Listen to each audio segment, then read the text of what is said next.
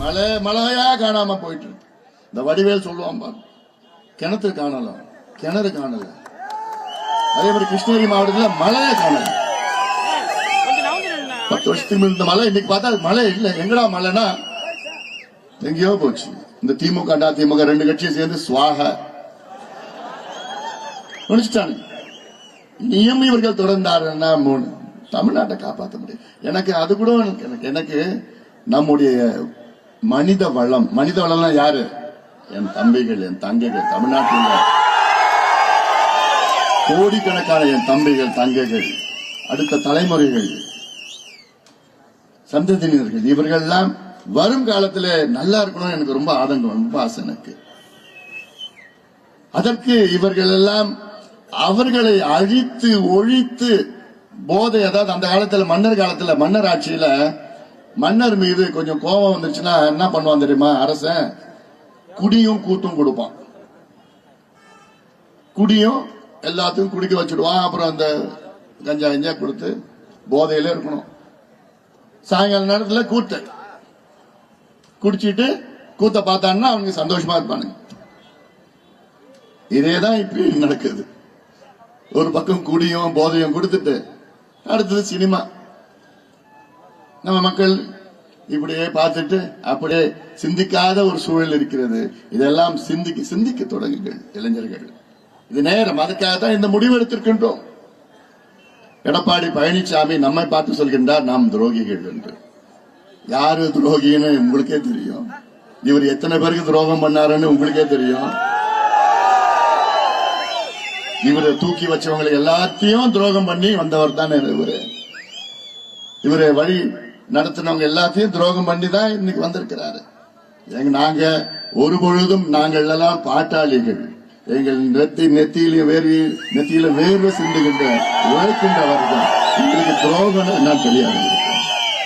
எங்களுக்கு துரோகம் தெரியாது. எங்களுக்கு தெரிந்ததெல்லாம் உழைப்பு, நேர்மையான உண்மையான உழைப்பு.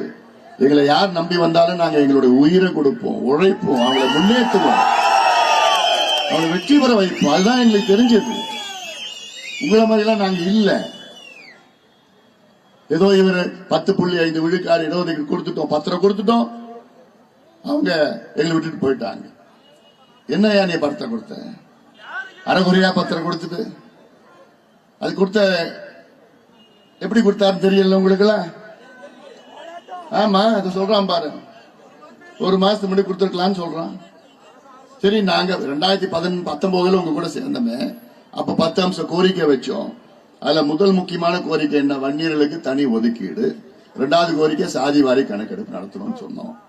அதுக்கப்புறம் மணல் கொள்ளையை தடுக்கணும், அதெல்லாம் சொன்னோம். சாராயத்தை ஒழிக்கணும்னு சொன்னோம். அதெல்லாம் ஒண்ணும் சொல்லல. சரி, 2 ஆண்டு காலம் நீங்க ஆட்சியில் இருந்தீங்களே, யாரால இருந்தீங்க? எங்களால இருந்தீங்க. பாட்டாளி மக்கள் கட்சி இல்லைன்னா அன்னைக்கே உங்க ஆட்சி கவிழ்ந்திருக்கும்,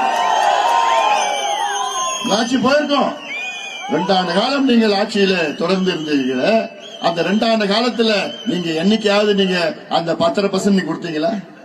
இல்லையே. கொடுக்க மனசு இல்ல உங்களுக்கு. கொடுக்க மனசு மட்டும் இல்ல, கொடுக்க எண்ணமும் இல்ல அவருக்கு. உறுதியா எண்ணம் கிடையாது. 2 வருஷமா நான் எத்தனை முறை அவரை போய் பார்த்தேன். மருத்துவர் ஐயா அவர்கள் நேரடியா போய் எடப்பாடி பழனிசாமி முதலமைச்சரை போய் பார்த்தாரு. அப்போ அன்றைய முதலமைச்சர். சரிங்க, பாக்கலாங்க. அவர் நினைச்சிட்டாரு தேர்தல் நேரத்தில் எப்படியாவது மறுபடியும் கூட்டணி வச்சு அதுக்கப்புறம் ஏமாத்தலாம் தான் பார்த்தேன். ஆனா ஐயா உறுதியா இருந்தார், நானும் உறுதியா இருந்தோம். அதன் பிறகு தேர்தலுக்கு 4 மாதத்துக்கு முன்பு 5 மாதத்துக்கு முன்பு கடுமையான போராட்டம் நடத்தணும். இல்ல ஞாபகம் இல்ல? கிராமத்துல போராட்டம், ஒன்றியில போராட்டம், மாவட்டத்துல போராட்டம், மாநிலத்துல போராட்டம். அப்ப கூட கொடுக்கல. அதன் பிறகு எப்படியாவது கூட்டணியில் இழுத்துடலான்னு அந்த நம்பிக்கையில இருந்தார் எடப்பாடி.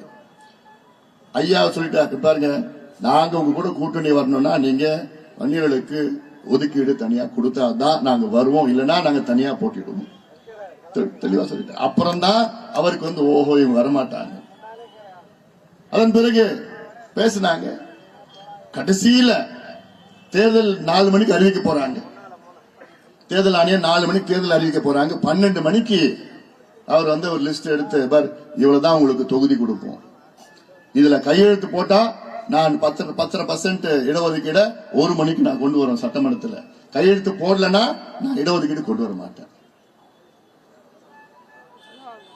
இதுக்கு எத்தனை உயிர்கள் தியாகம் செய்து எத்தனை லட்சம் மக்கள் ஜெயிலுக்கு போய் எவ்வளவு போராட்டத்துக்கு பிறகு நமக்கு இந்த MBCன்னு 20% கிடைச்சது. செய்திகளை உடனுக்குடனும் துல்லியமாகவும் தெரிந்து கொள்ள சப்ஸ்கிரைப் பண்ணுங்க.